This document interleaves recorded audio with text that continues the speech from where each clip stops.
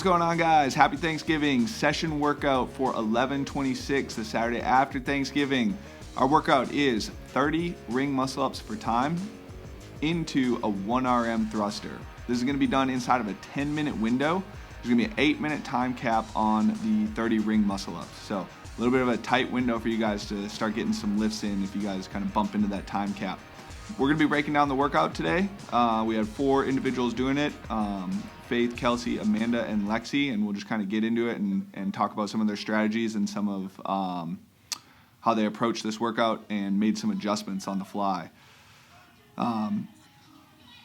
Everybody's looking to start here. Got 5 seconds on the clock. So this, if you guys watch, is why it is important to start right away. You can see Amanda already has a rep done before everybody else, so making sure you guys are jumping up at the timer for something like this is super important. So Amanda and Kelsey wanted to go 5 EMOM as long as they could. Amanda's goal was to do that for at least 3 minutes here, and then she was going to make an adjustment and see if she could do something like 3-2 or 3 or 4 every minute on the minute. You guys will see kind of what she was able to do later on in the workout here. And then Faith and Lexi had a game plan of going every 30 seconds. They were going to do 3 and then 2, 3 and then 2. So they were trying to basically get 5 done within their 1 minute window.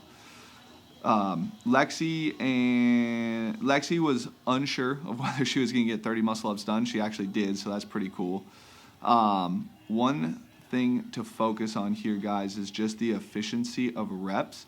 And for ladies, especially, that kip out of the dip is super important for them. You can see on that last rep how Amanda was able to kind of just pop out and use that momentum.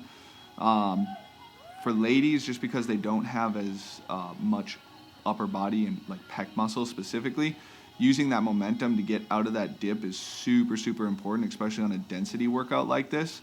If you're not efficient at getting out of that dip, you're just going to fatigue real later on in the workout. So like usually it's that rep 20 to 30 that you start to really, the fatigue starts to set in, and you're either going to start missing reps or missing your catch because your upper body is just so pumped.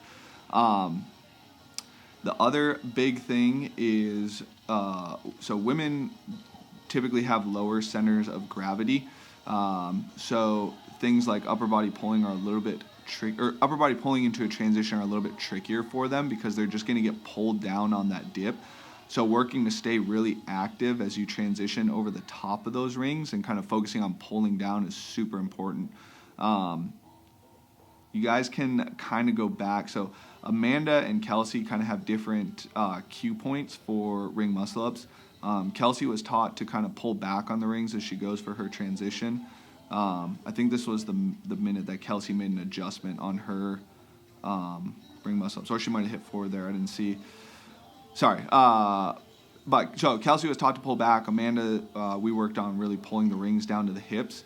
And if you guys look at their catch position, so Kelsey kind of sinks down into her rep, so she's got a little bit longer kip out of her dip, whereas Amanda's a little bit higher in her catch and active in that press out. So there's Amanda's, and you can see how Kelsey kind of gets that little sink in the bottom of her rep there, where Amanda's pretty active. Obviously, Amanda just caught pretty low on that one, but she's a little bit more active, which is a little bit more beneficial for kipping out of that ring dip. So I think this is the minute where Amanda makes a little bit of an adjustment here. Let's see. Yeah, so Lexi just needs to kind of work a little bit more on getting out of that dip. It looks like she's got a really strong press, which is awesome. But if she can kind of work on getting those legs to follow back to her butt, she'll get a way better kip out of that ring dip. Faith is actually a gymnast. She has always said, though, that the rings, for whatever reason, she just has trouble manipulating her body in space on those. So she just kind of needs to work on getting a little bit more hollow to arch position work and then driving the hips and not the not the feet like traditional gymnasts do. Yeah, so this is the minute that Amanda kind of makes that adjustment. Let's see, we have Kelsey going, I think she does 3-2 for the remainder of the workout here. Yep, so you can see there, if Kelsey's able to get those feet trailing back as well, she's going to be able to knock those reps out really well. And we can see here, so Lexi's kind of just strict pressing these. Just a testament to how strong she is, honestly. So this is where you start to really see the fatigue setting in. They're needing to, like Amanda specifically is really needing to make sure she's catching solid. And then you can see she kind of changed her dip up to knees to chest versus sweeping back. And that's just because the timing's getting thrown off from that fatigue. And so here, if Kelsey's able to use, so you see how she kind of stops her momentum there? And obviously she just did 2 there. But she still has the timing, the ability to keep the timing down on those ring muscle ups. She's able to keep those feet moving instead of just stopping them under dead center. She'll get a little bit more kip out of that rep, a little faster faster speed of contraction, not going to sit on that rep as long. Yep, this is where you start seeing the fatigue setting in. I think that was rep 20 or 23 for Amanda. I lost count on Kelsey's. Not sure where Lexi's at either. Yeah, if Kelsey's just able to, it's not bad, but if she's able to swing those hips or those feet back even further, it'll be a way more solid rep. So obviously everybody's shaking out the arms pretty good here. Yep, so now we're starting to see the dip fatigue come in.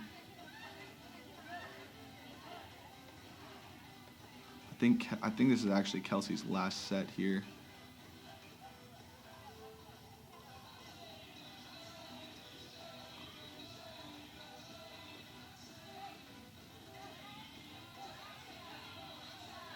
Yeah.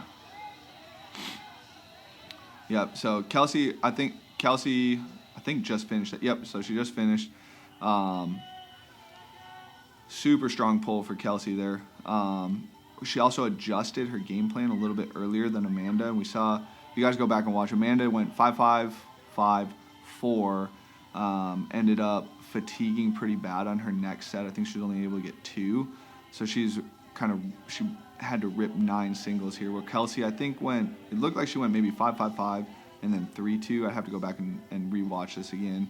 But she just adjusted down to smaller sets a little bit sooner than Amanda did, and I think that just allowed her to keep more consistent sets. So our goal for Amanda on this one too was just to try and push the pace and just see what happens. She was, again, kind of saying like, hey, I'm just going to see how I feel on my 4th set of 5. If I'm good, I'll go for it. Otherwise, I'll kind of slow down a little bit. You can see the shoulder fatigue in the background for Kelsey. This one is a huge pump. So the big thing for this one, guys, is learning how to, you can see the dip fatigue setting in. So big thing on the thruster is really focusing on using the legs for that rep and trying to really drive the bar as high as possible. So getting a good front rack in. So if you guys rewind it, you can see Amanda's front rack. So she does a pretty big drive with her legs on that one. Lexi had a pretty good front rack as well there. Obviously, we skipped ahead a little bit here. It's a super tight window.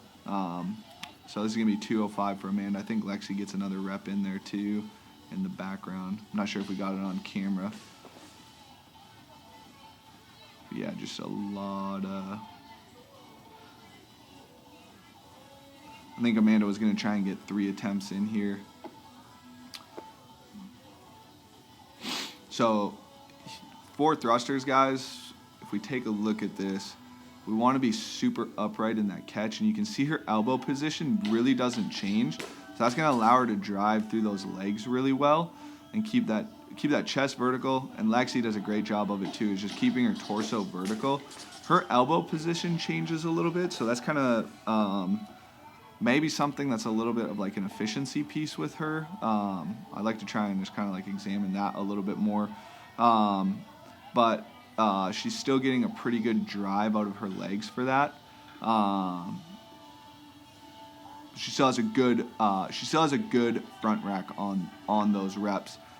She just might be able to get a little bit maybe better catch or better pressing position if she catches with either the elbows a little bit higher or lower. So here's Amanda's last rep, 215. Shoulder fatigue was for real. Lexi gets her last rep in there. I think that's 170. So, but yeah, pretty taxing workout on the shoulders, guys.